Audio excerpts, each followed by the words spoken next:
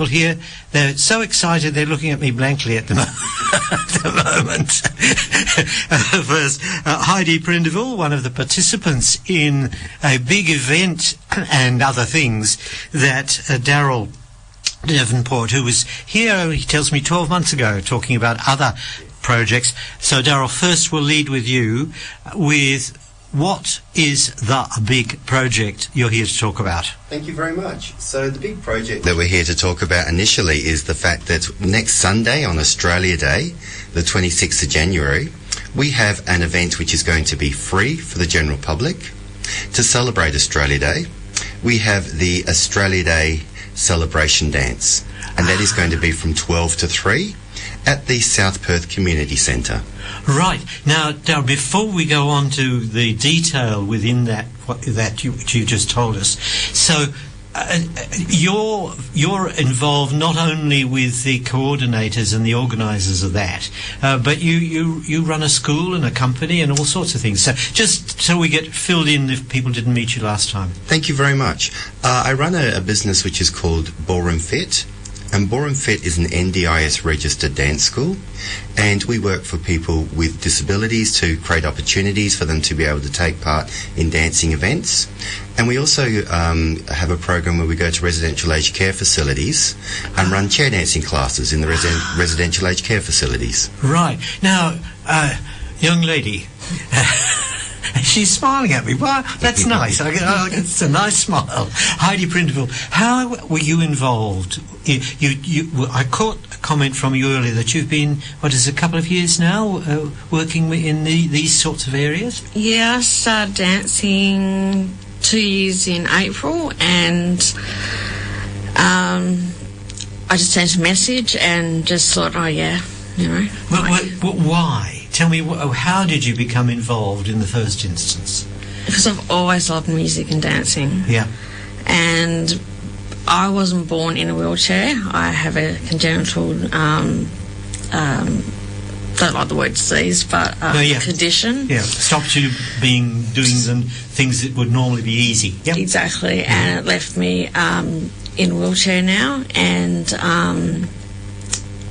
I just thought, there must be something out there that I can do that I enjoy, that keeps me moving, meet other people that are also in similar positions. And it was actually through mutual friends, Peter and Deborah Hegarty, who we've known for over 30 years, that actually introduced us to the para dancing. So that's how I knew about it.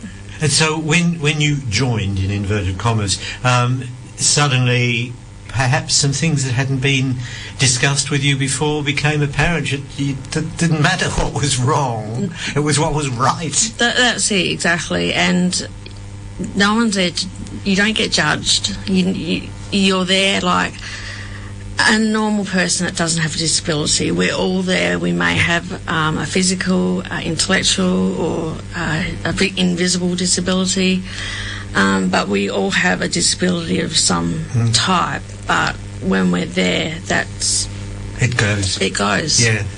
So when you, all right, now I accept that totally. When you first walked through the door, sense of apprehension? Oh, yeah. Definitely, because it's... you got to use your wheelchair. You learn to use it in a different way, because it becomes... it is your legs. Yeah. So you've got to use your wheelchair for your legs to dance, but you've got to have your body connected to your wheelchair. And in its own funny way, with that wonderful old song that we heard from Salad Days, that's exactly what they're singing about. It's up in the head, yeah, and then it goes to whatever your wheelchair or your feet or whatever. And it's not just that, it's like learning the different styles of dance, because you've got your standard dancing, you've got your Latin, you have your Nouveau, so you've got your different areas of dance. So, and each dance has different beats in it that you have to dance to. You've got different moves that's in there. So you're not learning one dance and then doing the one dance. Yeah. You could be learning 10 dances. So you're learning a skill. Yes. Okay. Yes. Darryl, so why did you become involved? Certainly. So what happened was I've been dancing since I was 7 years old, and I'm nearly 60 now. And what happened was my father had an illness in 2017, I should say. And we had him hospitalised at home. And the Silver Chain and the palliative care people were just amazing. And it made me want to give back to the community. It made me want to do something that was a little bit more meaningful. And that's when I started Ballroom Fit. And I thought it would just be a part-time thing, that I just run a couple of classes just to help people out. And there was a big need out there. So it's become my full-time. Now, how long have you been involved then? 2017? Yes, 2017 we started Ballroom Fit. Right. So in that passage of time, have you seen a change in the, I suppose I'm trying to say, the acceptability of what you're doing? Most definitely. So dance sport within Western Australia has taken on the All Ability section extremely well, and it's now a regular event in our mainstream competitions. So there's categories there for people with intellectual disabilities, vision impairment and wheelchairs. Right. It hasn't taken off so much nationally, and that is a project through funding with the Australian Institute of Sport that Dance Sport Australia is trying to implement to make it more commonly acceptable right across the country. So, to sound very parochial is the word I'm searching for, Western Australia is leading the pack. In this particular area, yes, we are. That's brilliant. Okay, you mentioned the word project at one stage there. Perhaps you better bring us up to date on this big one, which is going to... I won't be able to see you down the street because you'll be overseas, won't you, Heidi? Yes, we'll be overseas. Now, tell us about all this. Well, this is a very exciting project. We've got 5 para-dancers who are going to the Hong Kong International Para-Dance Sport Championship, which is being held on the 22nd and 23rd of March. And those dancers will be performing at the Australia Day event. So we're going to feature them as the floor show. Yep. Those dancers are actually in Hong Kong to qualify for the World Championships, which will be in Slovakia in November of 2025. So it is a qualifier event. Right.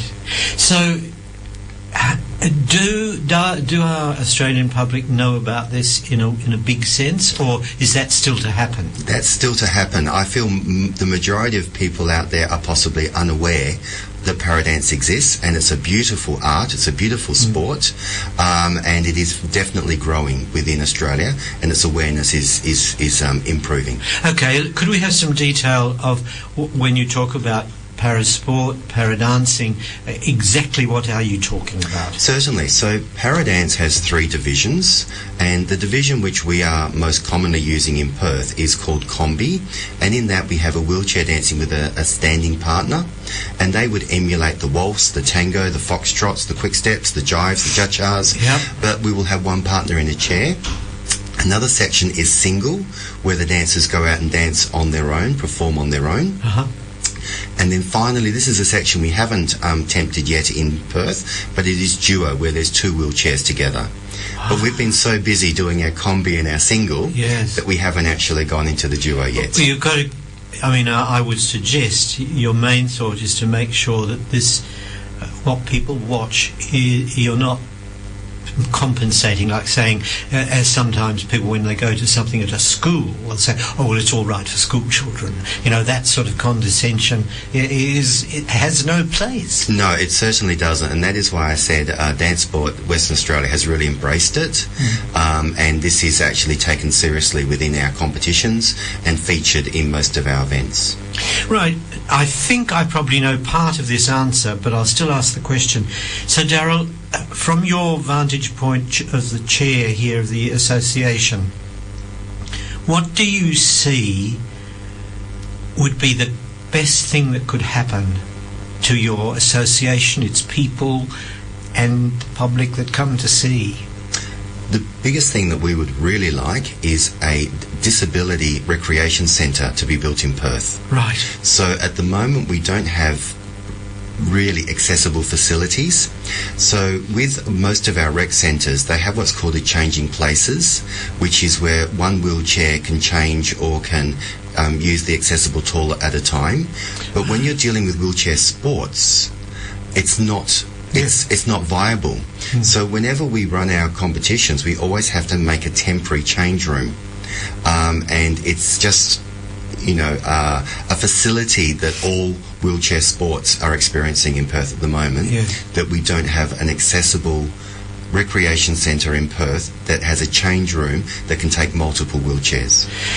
It's interesting to think. You think of a sporting team going somewhere, and Heidi, perhaps you comment on this, and they would just normally expect to be able to go to the loo when they wanted to, or when it was right, without having to wait in a queue for everybody else in the team. Yes, and also with the different dances at competitions, we change as well, costumes and that. So it does make that difficult to change, because a lot of the time we do need help changing and that as well. So it's as a person who's directed for the theatre for many years, I know how important those people standing around with the Velcro things ready to go zap to a performer. And I could imagine in your case, that person's got to have another skill up their sleeve. They've got to know how to manipulate the wheelchair, if it's a wheelchair or whatever. And that again isn't condescending, that's just a practicality. It's just a practicality, correct? Yes. So Darryl, is there hope for some facility? Through Power and Ability Dance WA, we have been advocating to the government and philanthropic organisations to try and achieve some funding. We are actually putting in an application to apply to have an international para-dance sport event in Perth in 2027. But one of the problems we have is yet we haven't been able to identify the most appropriate venue in which to have 100 wheelchairs. And that will be a problem that we are still sorting out as to where we would actually be able to run such an event to be able to accommodate all the wheelchairs. And also, could I ask, do you need voluntary people to assist in either lobbying for this sort of thing or to do any of the practical work? Most definitely. So definitely we would love to have any volunteers that would be interested in assisting us, and it can be a variety of skills. It doesn't have to be dancing skills. It could definitely be some administration or some sort of accounting background that might help putting budgets together. A seamstress, a hairdresser for the events. So definitely if there's people out there that are motivated by our story and would like to assist, we would definitely be interested to hear from them. Okay, well I think what we'll, as I always say with things like this, ring us here on 9364 9888, and Greg will have some information of contacts for you if you're interested in anything, or if you can pass on these words that we've heard from both Heidi and Darryl today about the needs, but about the joy of it all as well. I mean, these are, I was being funny earlier about the smiles and so on, but they greeted me when you walked through the door, and I know Greg would second that opinion that positive people make for positive results. So let's hope that can happen. 9364 9888, and you'll say hang about for about 5 minutes after the interview, and perhaps can fill in some detail about things. But before you go, Heidi, thinking of your trip to Hong Kong, what's going through your mind? Oh, everything. Steps, music. There's always a risk with travelling with a wheelchair. Is it going to get there in one piece? Yes. I tell you what, when you go on the plane, do you have to book a seat for the wheelchair? Or No, the wheelchair goes in as luggage. Oversized baggage. Do have a special bag for it, so hopefully nothing happens to it. But everything, no matter if you're a seasoned dancer or a new dancer, everyone has the same nerves before a dance comp, no matter what. And it's just about going out on the floor and enjoying it. Now, okay, I've asked that question of Heidi. Darryl, what are your thoughts before. What's the apprehension? What's the joy of Hong Kong? I think what there is excitement. I think our 5 dancers, and we've got 4 partners going across. Yeah. We are very fortunate at this event. We're actually going to have an Australian judge at the event. Good. I'm going across as the team coach. Yeah. We have a team manager. We're all extremely excited. Yeah. And we're just going to have a wonderful trip, I know. Right, oh, that's good. Okay, let's come back a bit earlier. Australia Day performance. Tell us once more about what's happening then. Thank you very much. So next Sunday on Australia Day, the 26th of January, we have an event at the South Perth Community Centre, and that is going to be from 12 to 3, and it's an Australia Day celebration dance. And at that event we will be featuring the Paradance team that will be going to the Hong Kong International Paradance World Championship. And I would suggest that this, if you are interested or you know somebody who might like to assist in any way that we've talked about today, that would be a good time to nobble you, Darryl, and perhaps Heidi too, to find out more. Yes, and we're still fundraising, so if you've got a bit of spare cash in that and want to help us, support us going to Hong Kong, that would be also awesome. That's brilliant. Heidi and Darryl, thanks indeed for coming along. I've got a challenge for you now, and I would like to see this incorporated in future dance exhibitions from you both. So you don't have to promise, but you do have to listen hard.